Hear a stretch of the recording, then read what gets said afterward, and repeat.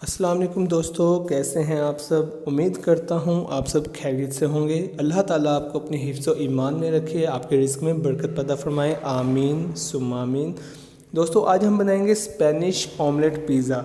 दोस्तों ये इतनी यूनिक रेसिपी है कि आज से पहले आपने ये रेसिपी कभी नहीं खाई होगी।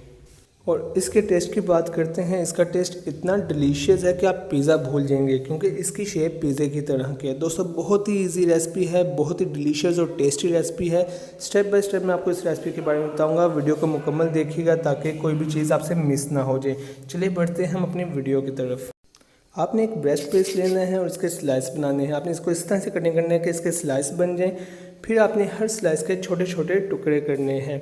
हमारा चिकन पीस रेडी हो चुका है, हमारे चिकन के टुकड़े सब रेडी हो चुके हैं। अब हम इसमें चुटकी भर नमक डालना है और फिर चुटकी भर हमने इसमें काली मिर्च पाउडर डालना है और हाफ़ टी स्पून हमने इसमें दरा मिर्च भी इसमें डाल देना है। और फिर हमने इस चिकन पीस को अच्छे से मिक्स करना है। हमारा चिकन पीस रेडी हो चुका है। अब हमने एक फ्राई पैन लेना है, उसमें हमने 1 टेबल स्पून खाने का ऑयल डालना है और ऑयल को गर्म होने देना है। फिर हमने अपने चिकन के पीस ऑयल में डाल देने हैं। फिर आपने 1 टीस्पून फिर आपने इसमें 1 टीस्पून सोया सॉस डालनी है और 1 टीस्पून आपने इसमें टमाटो केचप डालना है।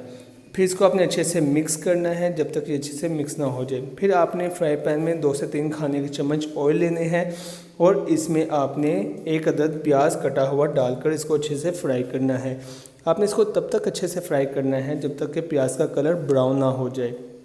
फिर आपने इसमें 2 से 3 अदद आलू बड़ी कटे हुए, याद रखिएगा बड़ी कटे हुए डालने हैं, मोटे नहीं, बड़ी कटे हुए। इसमें 2 से 3 अदद आलू डालने हैं और इनको भी अच्छे से भुनना है ताकि अच्छे से फ्राई हो जाए। उसके बाद आपने इसके ऊपर तकरीबन 5 मिनट आपने इसको अच्छे से भुनना है। उसके बाद आपने इसको ऊपर ढक्कन रखकर इसको कवर कर देना है ताकि ये अच्छे से पकते रहें।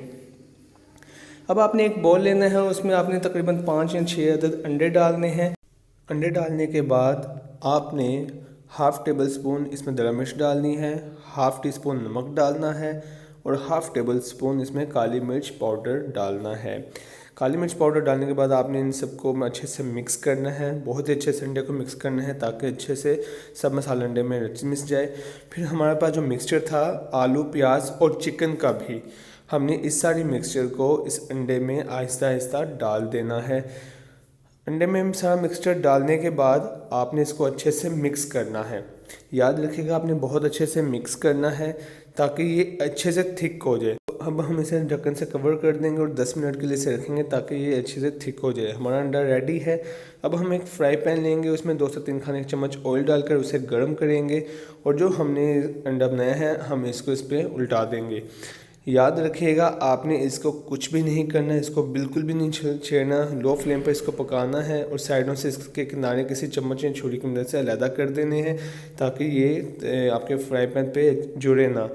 इसी तरह आपने इसको 10 मिनट के लिए पकाना है ताकि अच्छे से पक जाए, इसके ऊपर जो पानी है वो अच्छे से खुश्क हो जाए। उसके बाद आपने इस पर प्लेट रख के फ्राई पैन को उल्टा देना है। माशाल्लाह कितनी प्यारी लुक निकली है, बहुत ही अच्छी खुशबू आ रही है।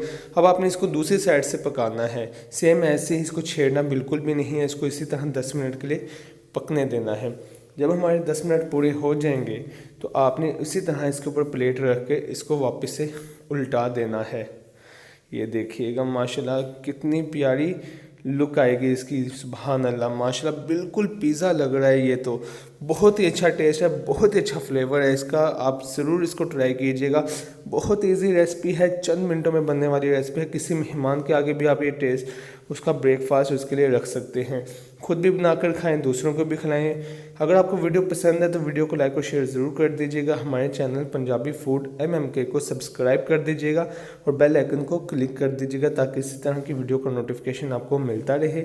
बहुत ख्याल रखिएगा, दुआओं में याद रखिएगा। अल्लाह हाफिज़।